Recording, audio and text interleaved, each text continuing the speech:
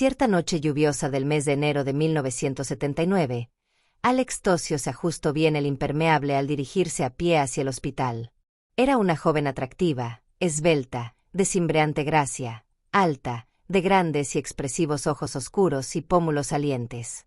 Cuando llegó a la unidad de enfermedades coronarias, Alex comenzó a revisar la historia clínica de cada uno de los pacientes.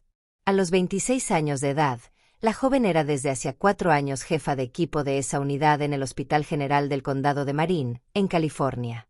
El nombre de uno de los enfermos, en la historia clínica número 16, llamó su atención. Alex había atendido a Gary la primera vez que éste había acudido, 2 meses antes, quejándose de dolores en el pecho. Se le diagnosticó cáncer pulmonar. Y ahora Gary regresaba. Alex entró en el cuarto de Gary y le impresionó observar cómo había cambiado. Había perdido su tupida cabellera rubia, y al parecer los músculos se la habían consumido bajo la piel. El aspecto del paciente era esquelético. «Hola, Gary. Le traigo sus medicamentos», anunció Alex. El enfermo volvió la cabeza para no verla y refunfuñó. «Eso es.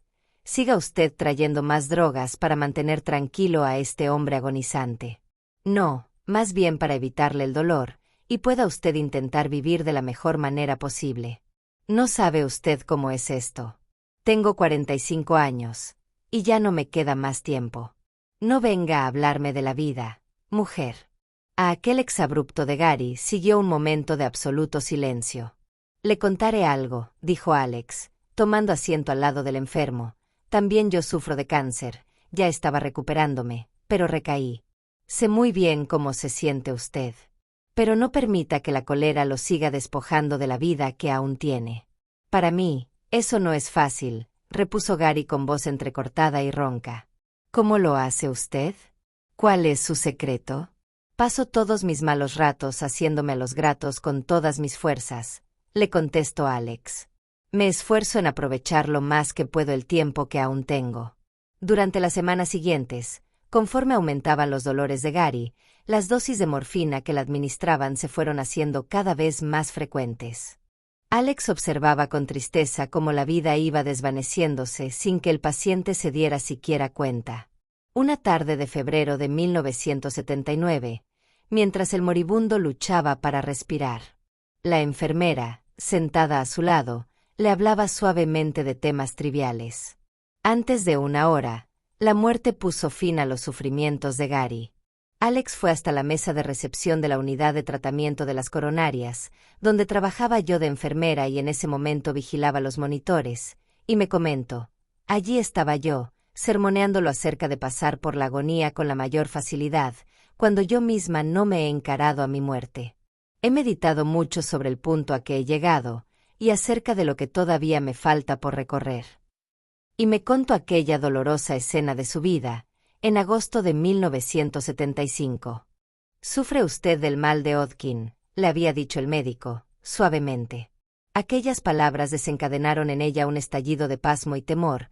Se había dado cuenta de que tenía un lobanillo en el cuello, y había dejado pasar muchos meses antes de consultar a nadie, pues, creyendo que era inofensivo, no le había dado importancia. Alex se preparó para la batalla obteniendo tanta información respecto a la enfermedad de Hodgkin como le fue posible. Aunque este mal es una forma de cáncer a menudo curable, su caso fue diagnosticado en etapa avanzada. Decidió pedir auxilio en la clínica de oncología de la Universidad de Stanford, donde la sometieron a tratamientos de quimioterapia y radiaciones. Desde el principio, Alex se dijo que no abandonaría su trabajo. «Aún me quedaban algunas cosas que aprender y que dar», declaró. Al reanudar sus labores, sin embargo, sucedió que sus lapsos de calma se interrumpían con arrebatos de impaciencia. Unas sombras internas parecían colorear cuanto sentía. La cólera la cercaba como un muro de hielo. En busca de alguna guía de conducta, empezó a trabajar en la sección de casos graves de la unidad de enfermos de las coronarias, tratando a los más críticos casos. Semanas enteras permaneció allí, haciendo preguntas y escuchando. Esto sucedió al tercer día de estar cuidando de Ernie, un cardíaco inválido de 49 años de edad. Ernie la observaba atentamente mientras ella trabajaba. Al cabo de varios minutos, la enfermera alzó la vista y vio que el hombre hacía una mueca exagerada. Alex rió involuntariamente. ¿Qué hace usted? Una gran sonrisa iluminó el semblante de Ernie. La estoy remedando. Por su cara, se diría que su vida, no la mía, depende de lo que está haciendo. Sé escuchar, y da la casualidad de que ahora dispongo de mucho tiempo. Así que, cuénteme usted, ¿qué le pasa? Tengo un gravísimo problema, y no lo estoy encarando muy bien. Ernie se inclinó hacia ella y le susurró. Eso ya lo sabía. Cuando se nos confina en la cama y no tenemos nada que hacer, nuestro instinto trabaja horas extra. Cualquiera que sea ese tremendo problema, no cambia en nada el que sea usted sensible y comprensiva. Dedica su tiempo y sus energías a los enfermos. Eso, por sí solo, debería confortarla. Alex respondió a las preguntas de Ernie, poniéndolo al tanto de todo. Las palabras le salían como si las hubiera tenido comprimidas en un estrecho espacio y las sacara a presión. Tras escuchar el relato de Alex, Ernie le contó la historia de su propia enfermedad. A mí me dijeron que pasaría el resto de mi vida en una silla de ruedas. Respondí que no aceptaba eso, y comencé a investigar la posibilidad de que me hicieran un trasplante cardíaco. Un día me dirán, Ernie, venga usted por su corazón nuevo. Y así será. Me lo dice mi enfermo corazón. Mire, Alex, cuando me di cuenta de lo que pasaba, me espanté. Pero son pocas las cosas que me han impedido hacer aquello en lo que creo. Examino mi alma y determino cuáles son mis razones más puras para hacer algo o creer en ello. Y luego aplico todas mis energías y me lanzo a la lucha. La fuerza que emanaba de Ernie parecía que se filtraba en el propio ser de Alex. La enfermera llegó a la conclusión de que también ella tendría que optar, o por vivir esperanzada y con valor, o por morir desesperada y resentida, sin dejar nada valioso. Alex hizo acopio de voluntad en lo profundo de su ser y persistió en su empeño. La quimioterapia y las radiaciones funcionaron bien, y durante 2 años remitió el mal. La sombra interior que oscurecía su existencia se desvaneció, y la vida parecía brillar ante ella. Ahora su mundo estaba lleno de las emociones del teatro y de los viajes, y del cariño e intimidad de sus amigos y parientes. Solo las radiografías y las pruebas sanguíneas interrumpían la pacífica vida de Alex. Con cada informe favorable, sentía obtener un premio. Adquirió una casa en las cercanías del hospital, pequeña, pero con muchas ventanas, de manera que el sol llenara las habitaciones. En fin, una fortaleza contra el mal. Recordaba, todo en mi vida era miel sobre hojuelas. Aquellos años fueron los primeros en que me divertía realmente y descubrí quién era yo. En eso, ocurrió el desastre. En diciembre de 1978, se le descubrió un tumor en la axila derecha. Alex se tomó varios días de reposo y se recluyó en su soleada fortaleza, a meditar. Gemí y lloré hasta que comprendí que tendría que aceptar de nuevo mi situación, solo que esta vez lo hice en forma diferente. Persistiría en librar mi guerra contra la muerte, mas ahora tendría que hacerlo sin forjarme ilusiones, sin esperanzas.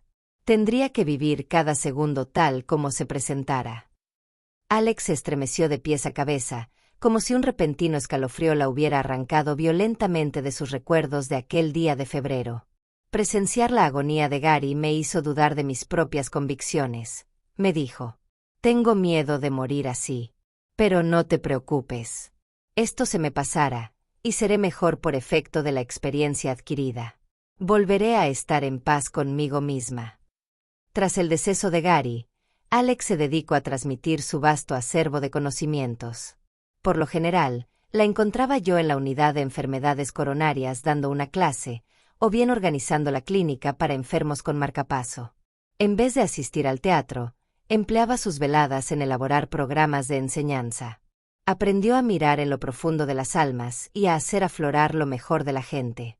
Al morir su padre, en 1980, la joven se convirtió en el paño de lágrimas de su madre y de su hermana.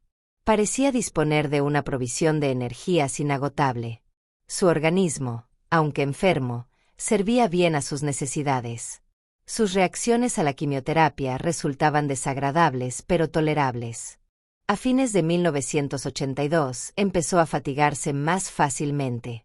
Sufría de una tos persistente y a menudo se le dificultaba respirar. Su organismo ya no funcionaba al mismo ritmo que su espíritu. Una noche de marzo de 1983, cuando ella y yo estábamos en el puesto de enfermeras del hospital, me dijo que se sentía más agotada de lo que recordaba. A pesar de esto, se levantó para entrar en la habitación de una anciana moribunda, la cual asió la mano de Alex y le dijo: «Esta vez no saldré de aquí con vida». «¿Por qué está usted tan segura de morir ahora?», le preguntó la enfermera. «El instinto me lo dice», repuso la anciana. «Uno sabe cuando ha llegado la hora de rendirse. Nuestro cuerpo mismo nos lo pide». Al oír aquellas palabras, Alex sintió un doloroso temor, pero se sobrepuso y se aplicó a su labor. Luego, sintió un ataque de náuseas cuando un dolor en el fondo de la garganta pasó a ocupar el primer plano de su atención. Fue a la sala de descanso de las enfermeras. Se miró al espejo, y pudo ver cuánto se le habían hundido los ojos. Se examinó luego el fondo de la garganta. La inflamación iba en aumento, y advirtió que tenía casi la mitad de la garganta muy ulcerada. Por primera vez se sintió derrotada. El día siguiente era viernes, su día libre. Con su madre, Amy Robin, se trasladó en el coche a la clínica médica de Palo Alto. Allí, la doctora Paula Cuslan, su médica y amiga, se sentó a su lado con una historia clínica en la mano. «Se nos presenta una rápida complicación de la médula ósea. Lo lamento, Alex». Durante un rato Alex no se movió de su asiento, atónita. Las palabras cáncer terminal acudieron como un relámpago a su mente. Luego, echó el brazo al cuello de la doctora y le dijo: «Gracias por todo lo que has hecho por mí». Camino a casa, en el automóvil, Alex iba mirando por la ventanilla, en silencio, las reverdecidas colinas en primavera. Se volvió hacia su madre y declaró: «Me alegro que haya ocurrido, mamá. Me alivia que esto haya terminado por fin. Ya estoy tan cansada, mamá». A la mañana siguiente, sábado, el día fue esplendoroso. Alex hizo una lista de algunas personas a quienes deseaba telefonear y la puso en su mesita de noche. Luego del tercer telefonema quedó maravillada. Llovían sobre ella expresiones de cariño. Ya no estaba telefoneando para despedirse, sino para compartir afecto. «Lo mejor que puedes hacer por mí», me recomendó, «es hacerme reír. Aún puedo reír, ¿sabes? He estado pensando que ya no tendré que ir a ver otra vez al dentista, o formarme en el banco. Vaya. ¿Te imaginas qué pasaría si Paula me llamara y me dijera que me queda algún tiempo todavía? Lo abochornada que me sentiría. Ahora que se lo he comunicado a todo el mundo, tengo que morirme. No estoy en realidad atemorizada, ahora que la muerte se aproxima. Reviso mi pasado y me digo: vaya, Alex, luchaste contra la enfermedad durante casi 8 años, y lo hiciste bien. Nadie podría decir que no puse en la lucha todas mis fuerzas». Ocurrió el martes. Alex había tenido un día atareadísimo. Estuvo charlando con familiares y riendo con sus amigos. Había releído la hoja de papel en que expresaba sus últimos deseos, escrita con su preciosa letra. Al fin, a temprana hora de la noche, pidió a su madre que la ayudara en sus preparativos para acostarse. Alex ingirió 2 píldoras de analgésico y charló con su madre un poco, antes de cerrar los ojos. A las 6 de la mañana, despertó y pidió otras 2 píldoras. Oneglia observó que a Alex le temblaban las manos, pero cuando ya salía de la habitación, Alex sonrió y le dijo: «Oye, mamá, gracias. Buenas noches». 2 horas después Oneglia oyó que Alex gemía. Corrió a ver a su hija, que ya no pudo responderle. Llamaron a un sacerdote y a la hermana de Alex. Todos estaban de pie alrededor de su cama cuando, a las 9:55 de la mañana, Alex dejó de respirar. Oneglia contempló el rostro de su hija, y la paz que en él vio reflejada la maravilló. El 3 de abril de 1983, en los jardines del hospital, un grupo de personas se congregó frente a un ciruelo en flor recién plantado. Una enfermera dio unos pasos adelante para recitar este poema. ¿En dónde está la gentil dama de pelo negro? Donde esa luchadora que, sin resentimientos, había decidido recuperar la salud prodigando sus energías a los necesitados sin pensar en que el tiempo, sin cesar, a su lado volaba? Considerábase afortunada al dejar todo el dolor tras ella, pero preocupada siempre por el dolor que su partida nos causaba. Bella dama, la del pelo negro, tú vivirás por siempre en nuestras almas.